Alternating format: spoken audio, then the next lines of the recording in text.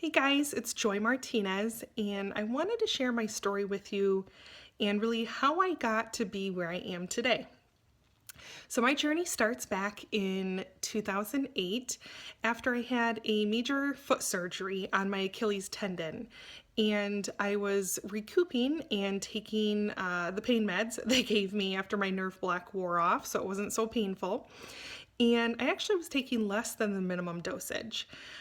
It was 3 days post op, and actually only a day and a half of taking my pain medication when I kind of had a scary experience happen to me. So, all morning I was feeling really off on how I felt, and I actually was waking myself up out of my sleep with sort of what felt like a snore, but it came from the base of my throat, like I was gasping for air. And all morning I kept doing that over and over and over, and felt like I was just in a really deep sleep when I was sleeping. And actually, what's kind of funny is I was at my parents' house who were taking care of me at the time after surgery, and my mom even felt like something was off that morning. And her home office at the time was downstairs, and so she set her phone timer for 5 minutes and came up and checked on me as I slept every 5 minutes. And I didn't even know she was doing this. She told me this way later, but even she felt like something was off that morning. So lunch came around and I got up to use the restroom, finished doing my thing, and stood up and tried to, get my stability on my crutches. And all of a sudden, my whole world just started spinning. The room was spinning, and I had this feeling overcome me that I was going to pass out. Everything started to kind of fade away, and I have fainted one other time in my life, and so it kind of, I don't know if you've ever had that happen to you, but I felt like everything was like closing in black, and like that was it. And so luckily I was able to say, "Mom, come help me really quick, I'm gonna faint." I immediately knew that feeling, and sure enough, she got to me right before I actually, like right as I was fainting, and I went out, and I didn't remember the next several minutes. And this is what my mom said actually happened. So she was able to catch me before I fell to the ground, which was a plus since I just had this huge splint on from major surgery. And she luckily had her phone by her and was able to dial 911 and call for an ambulance pretty quickly. And what she said is my eyes were actually still open, looked like a doll, she said. And my lips turned as blue as blueberries, as she says. And she actually had enough time to call 911 back because the ambulance wasn't coming, and she thought that it should have been there by then, at that time. So all this is going on, and I am completely out. And I actually woke up. I don't know what brought me back to, but some kind of divine intervention brought me back. And I woke up right as the paramedics were coming into the house. And all I can remember is that there was so much commotion going on, and the paramedics were yelling in my face, "How many pills did you take?" And immediately they knew it looked like an overdose, which I wasn't taking too many pills. I was taking less than the minimum dosage every, 4 hours that it called for. And so, anyways, but my mom was trying to show him the pill bottle and tell him how many pills I took. And, they didn't want to listen to her at all. They thought that I was sneaking pills behind her back. So, all I could think this whole time, though, is I woke up hyperventilating because I had been without air for so long. And all I kept thinking is, get the oxygen on me. It was taking forever.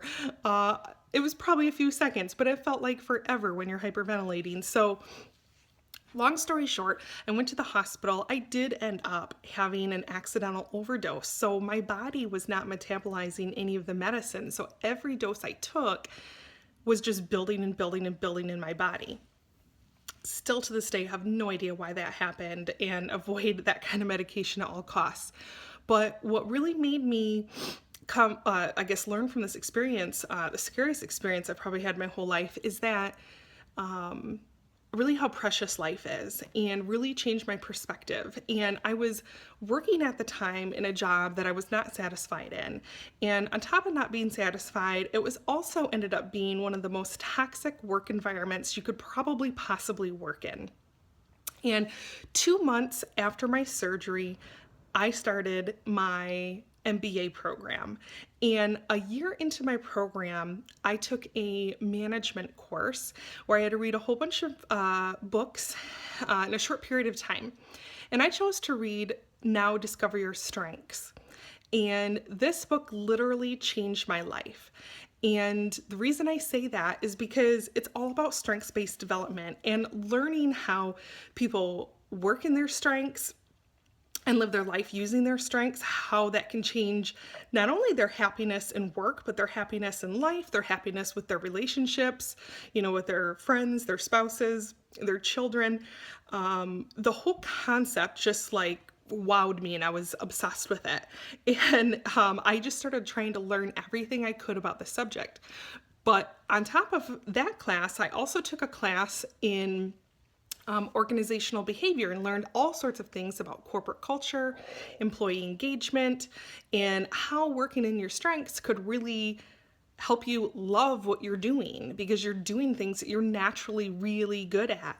And so the whole concept just blew me away. But in the meantime, I'd be so fired up at night going to class and reading this book and super excited about what I was learning. And then the next day I'd go to work and I would feel completely drained again. Like I said, it was a super toxic work environment. People would get off the elevator and just want to turn around and run back home. People were quitting their jobs with families to support. And I mean, it's blows my mind. Like nothing in place before they just quit. And they had families to support and bills to pay and houses to pay for, roofs, to keep over their head. And it was so bad that people didn't care. It was better for their mental health and better for their physical health to just leave and get out of there. Now, I did hang it out. I did stay. Actually, I was in that position in that job for 3.5 years, but I wanted to leave that job, at least a couple of those.